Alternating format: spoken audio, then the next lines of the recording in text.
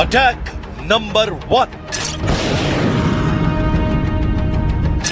Attack number 2, attack number 3, attack number 4, attack number 5।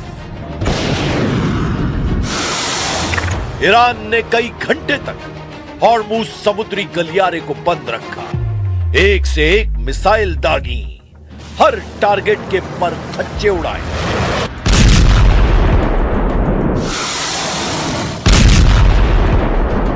यह हमले देखकर पूरी दुनिया के सामने सबसे बड़े सवाल, जिनका जवाब खुद डोनाल्ड ट्रंप और इजराइल भी जानना चाहता है। सवाल नंबर 1, क्या ईरान डुबो देगा अमेरिका का एयरक्राफ्ट कैरियर? सवाल नंबर 2, क्या ईरान के पास ट्रंप का कैरियर डुबोने की ताकत है? सवाल नंबर 3, अगर कैरियर डूब गया तो डोनाल्ड ट्रंप का क्या होगा? सुपर पावर अमेरिका का क्या होगा? ईरान के तेवर बहुत कड़े हैं। इन तेवरों को और तीखा करने के लिए अब रूस की बड़ी एंट्री हो चुकी है। हॉर्मुज को बंद करने का इरादा ईरान का है, लेकिन अब पुतिन की मंजूरी के बाद रूस की नौसेना ने ईरान पहुंचकर इस इरादे को और मजबूत कर दिया है। इसी हॉर्मुज के पास अब ईरान और रूस की नौसेना युद्धाभ्यास करेंगी। ये सीधे सीधे अमेरिका को चैलेंज है।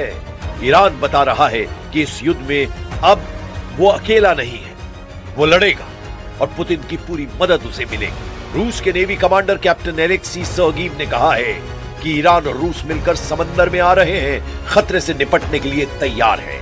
ये सीधा सीधा पुतिन का चैलेंज है। पुतिन की नौसेना बता रही है कि ईरान की तरफ अमेरिका का जंगी बेड़ा बढ़ा तो उसकी नेवी ईरान के साथ खड़ी नजर आएगी। 24 घंटे के अंदर ही अमेरिका की कैरियर वाली डिप्लॉयमेंट को बहुत बड़े बड़े झटके लगे हैं। अमेरिका का कैरियर इस वक्त कहां है, उसकी लोकेशन भी आपको बताएंगे। इसकी जानकारी ईरान को बहुत अच्छी तरह है और इसीलिए उसने अपनी मिसाइलों को परख लिया है। ईरान के रेवोल्यूशनरी गार्ड्स ने हॉर्मुज के समुद्री गलियारे में अपनी ताकत दिखाई है। ट्रंप का अब्राहम लिंकन कैसे डुबाया जाएगा, इसका ट्रेलर वायरल हो रहा है। Iran anti ship missile launch करके बता रहा है कि उसके टारगेट पर अमेरिका के जंगी जहाज हैं। ईरान अपनी एयर डिफेंस मिसाइल फायर करके बता रहा है कि B-52 हो या फिर B-2, इस बार ईरान के आसमान में हर अमेरिकी परिंदा मारा जाएगा। ऐसे हमलों के लिए अब सीधे चेतावनी ईरान के सर्वोच्च नेता अली खामनेई की तरफ से आई है, जिसे ट्रंप को बहुत गंभीरता से लेना चाहिए, ऐसा अमेरिका के कमांडर पेंटागन को बार बार बता रहे हैं। میگن ما ناو فرستادیم طرف ایران. خیلی خوب، ناو البته یک دستگاه خطرناکی است، اما خطرناکتر از ناو اون سلاحی است که میتوانه این ناو رو به قعر دریا. इसमें कोई शक नहीं कि ईरान के समंदर में आग बहुत ज्यादा है। इरादा अमेरिका से सबसे बड़ी टक्कर का है। ईरान हॉर्मुज के गलियारे में ललकार रहा है कि ट्रंप से घबराना नहीं है, अमेरिका की नौसेना को चीर डालना है। ईरान के पास कौन कौन सी मिसाइल है जो अमेरिकी नौसेना के लिए खतरा बन सकती है, इसकी लिस्ट भी पेंटागन बार बार खंगाल रहा है। ईरान की सबसे खतरनाक एंटी शिप क्रूज मिसाइल है अबू मेहदी। इसकी रेंज है 1000 किलोमीटर। यह ईरान की सबसे आधुनिक एंटी शिप मिसाइल है। दूसरी खास एंटी शिप क्रूज मिसाइल है कादर। इसकी रेंज है 300 किलोमीटर। तीसरी है राद, यह भी क्रूज मिसाइल है और इसकी रेंज है 360 किलोमीटर।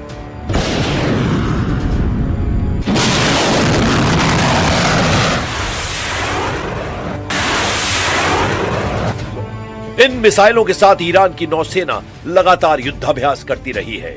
इन मिसाइलों को जंगी जहाजों से लॉन्च किया जाता है। साथ में इन मिसाइलों की बैटरी या कहे कि लॉन्च करने वाला सिस्टम समुद्र के किनारे भी तैनात किया गया है, वहीं से ये मिसाइल लॉन्च की जाती है। इसके अलावा ईरान की कुछ ऐसी एंटी शिप मिसाइल भी हैं जिनको ईरान ने मोबाइल लॉन्च पैड दे दिया है और इन्हें समंदर में तेज रफ्तार से चलने वाली फास्ट बोट से लॉन्च किया जा सकता है। ऐसे में ईरान की चौथी एंटी शिप क्रूज मिसाइल नूर चाइनीज मिसाइल C-802 की नकल कही जाती है इसकी रेंज है 120 किलोमीटर। 5वीं एंटी-शिप क्रूज मिसाइल है नासिर, रेंज 120 किलोमीटर। 6ठी मिसाइल है जफर, इसकी रेंज 25 किलोमीटर है। ये मिसाइल ईरान की फास्ट मोड से लॉन्च की जाती है। یک مستحکم دور تا دور جزیره اون ایجاد کردیم. خیلی خیلی خوبه، خیلی عالیه. تجهیزات خوبی هم گذاشتیم، بعدم بیشتر بذاریم تا به این خیلی با major general Mohammad Pakpour Iran के रेवोल्यूशनरी गार्ड्स के प्रमुख हैं। वो समंदर के आसपास के हर मोर्चे का जायजा ले रहे हैं। ईरान के सर्वोच्च नेता अली खामनेई के ऑर्डर पर ईरान ने अपनी मिसाइल बैटरी समंदर के आसपास तैनात कर दी है। में बैलिस्टिक एंटी-शिप मिसाइल अमेरिका के कैरियर स्ट्राइक ग्रुप के लिए बहुत बड़ा खतरा बन सकती है, क्योंकि उन्हें रोकना ट्रंप की नौसेना के लिए बहुत मुश्किल साबित होगा। बैलिस्टिक एंटी-शिप मिसाइलों में सबसे खास है खलीज एयरफोर्स। ये बैलिस्टिक मिसाइल 300 किलोमीटर की रेंज में टारगेट खत्म कर सकती है। ये मिसाइल करीब 5000 किलोमीटर प्रति घंटे की रफ्तार से वार करती है और ऐसे में समंदर में जहाजों का बचना बहुत मुश्किल हो जाता है।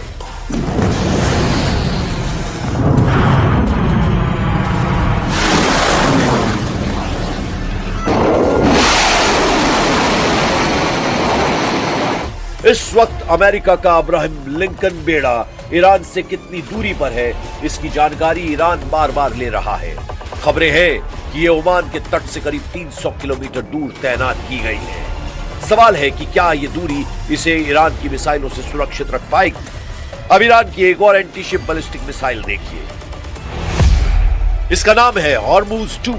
इस मिसाइल की रेंज 300 किलोमीटर है। इसे हॉर्मूज नाम देकर ईरान ने अपने दुश्मनों को बहुत बड़ा मैसेज दिया है। ईरान का मैसेज साफ है कि हॉर्मूज को कंट्रोल करके अमेरिका की गर्दन पकड़ लेगा। इस समुद्री गलियारे को कई घंटों तक बंद रखकर ईरान ने व्हाइट हाउस तक मैसेज दे दिया है। मैसेज ये है कि मिसाइल उड़ेगी और कैरियर पर फटेगी। मैसेज है कि ड्रोन लॉन्च होंगे और पूरे बैटल ग्रुप को डुबो देंगे। ईरान बता रहा है कि उसके फास्ट मोड वाले चक्रव्यूह से नहीं बच पाएगा अमेरिका का सबसे बड़ा जंगी बेड़ा। लेकिन इन धमकियों के बावजूद डोनाल्ड ट्रंप अपने बैटल ग्रुप से ईरान को पूरी तरह घेर लेना चाहते हैं। अमेरिका के कैरियर बैटल ग्रुप की तस्वीर नंबर 1, अमेरिका के कैरियर बैटल ग्रुप की तस्वीर नंबर 2, तस्वीर नंबर 3 जिसमें एयरक्राफ्ट कैरियर भी है और आर्लेगबर्ग क्लास का डिस्ट्रॉयर भी, और इस बैटल ग्रुप की सबसे खतरनाक ताकत तस्वीर नंबर 4। अमेरिका ने अपने जंगी बेड़े के साथ साथ बाकी जहाजों को भी ईरान से दूरी बनाए रखने का ऑर्डर जारी किया है। अब ये कितनी दूरी है इसे समझिए, क्योंकि सवाल है कि अमेरिका का कैरियर बैटल ग्रुप ईरान से कितनी दूरी पर होगा। अभी रिपोर्ट्स के मुताबिक अमेरिकी बेड़ा ओमान के तट से करीब 300 किलोमीटर दूर है। ओमान से 300 किलोमीटर दूर रहने का मतलब है कि अब ये ईरान से करीब 2000 किलोमीटर दूर हो सकता है। ये दूरी बहुत ज्यादा है, लेकिन सवाल है कि क्या इतने फासले पर ईरान का हमला आसान होगा या ये अमेरिका के लिए सुरक्षित दूरी है। ईरान की मिसाइल और कामिकाजे ड्रोन की रेंज ज्यादा से ज्यादा 2500 किलोमीटर है। लिहाजा अमेरिका की कोशिश होनी चाहिए कि वो ईरान से कम 3000 किलोमीटर की दूरी बनाए रखे।